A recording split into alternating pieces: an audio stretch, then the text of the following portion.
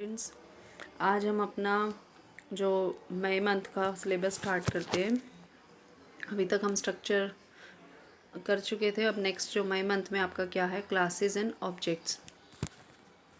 तो ये टॉपिक्स हमने 11th में भी किए थे, लेकिन फिर भी एक बार हम फिर से इसकी रिवीजन कर लेते हैं। रिवीजन हो जाएगी आपकी अच्छे से।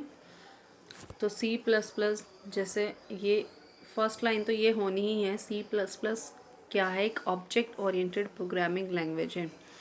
ऑब्जेक्ट ओरिएंटेड का मीनिंग आपको पता है कि जिसमें ऑब्जेक्ट्स के थ्रू ही हम जो भी डाटा मेंबर्स हैं उनको एक्सेस करते हैं। डायरेक्ट हम उनको एक्सेस नहीं कर सकते हैं, जो कि कुछ कॉन्सेप्ट्स को फॉलो करती है। कौन कौन से कॉन्सेप्ट थे उप्स के हमारे? Classes, objects, encapsulation, abstraction, inheritance, data hiding. ये सारे कॉन्सेप्ट्स जो लैंग्वेज फॉलो करती है वो सारी क्या होती है? उप्स लैंग्वेज होती है, जिसमें से एक C++ भी उप्स का कॉन्सेप्ट को शेयर करती है। ठीक है। C++ में सभी जैसे ये लाइन बोल रही है, everything in C++ is associated with classes and objects. Classes and objects से रिलेटेड होगी सारी, कोई भी प्रोग्राम होगा C++ में। उसके साथ साथ क्या क्या होगा? इसके attributes, it's attributes and methods.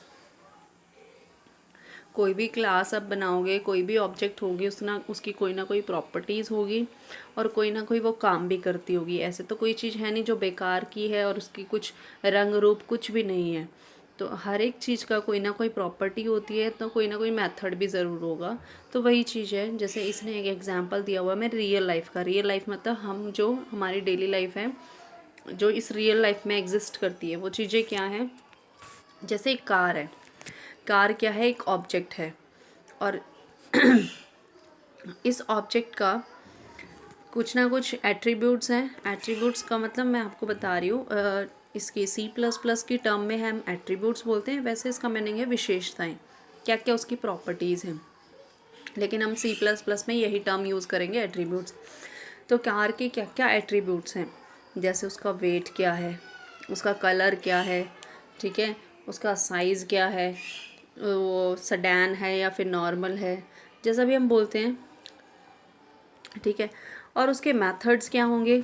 क्या क्या काम करती है? ड्राइव करती है, ब्रेक भी लगते हैं उसमें, स्पीड भी, एक्सेलरेट भी होती है वो, ठीक है, ब्लिंक भी करती है, लाइट्स वगैरह।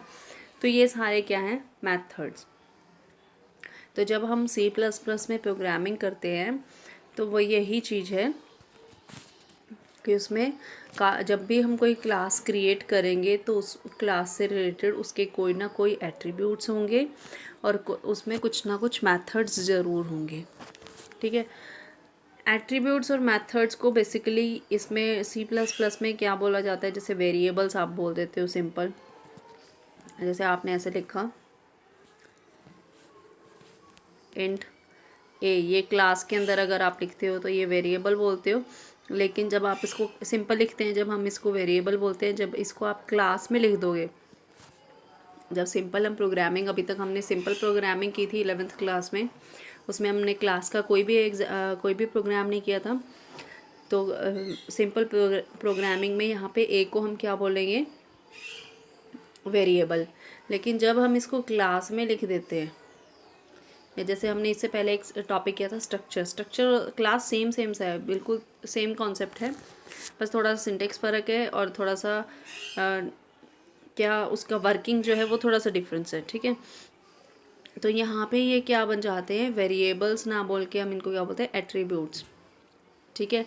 और फंक्शंस, मेथड्स को क्या बोलते हैं? डाटा मेंबर्स और डाटा फंक्शंस, ठीक है।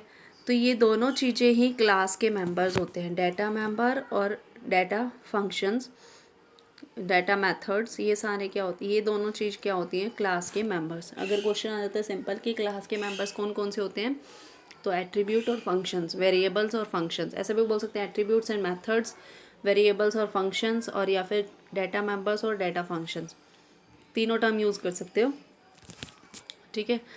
तो क्लास क्या है? जैसे